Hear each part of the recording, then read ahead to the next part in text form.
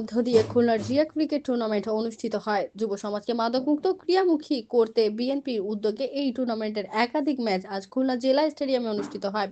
টি-20 ফরম্যাটের খুলনা বিভাগের 10টি জেলার ক্রিকেটারদের নিয়ে লাল ও সবুজ দল গঠন করে ম্যাচটি অনুষ্ঠিত হয়। মনোজ্ঞ আয়োজনে খেলার উদ্বোধন অনুষ্ঠানে বক্তব্য রাখেন বিএনপির কেন্দ্রীয় ছাত্র বিষয়ক সম্পাদক রাকিবুল ইসলাম বকুল, তথ্য বিষয়ক সম্পাদক আজিজুল বারী হেলাল, সাবেক ক্রিকেটার ও ক্রিকেট দলের নির্বাচক মিনহাজুল আবেদিন নান্নু, সাবেক ক্রিকেটার মেহরাব হোসেন অপি, নারী ক্রিকেট দলের খেলোয়াড় সালমা খাতুন। এ সময় জাতীয় ফুটবল দলের সাবেক অধিনায়ক মোহাম্মদ আমিনুল হক, টুর্নামেন্ট আহ্বায়ক রফিকুল ইসলাম বাবু, সদস্য সচিব দেবব্রত পাল, মহানগর বিএনপির সদস্য শফিকুল আলম তুহিন উপস্থিত ছিলেন। এই ম্যাচের বিজয়ী দল সহ ঢাকায় 12টি দলকে নিয়ে অনুষ্ঠিত টুর্নামেন্টের চূড়ান্ত পর্বে খেলা অনুষ্ঠিত হবে। আগামী 19 জানুয়ারি ঢাকা মিরপুর জাতীয় স্টেডিয়ামে শহীদ রাষ্ট্রপতি জিয়াউর রহমানের জন্মদিন উপলক্ষে ফাইনাল খেলা অনুষ্ঠিত হবে।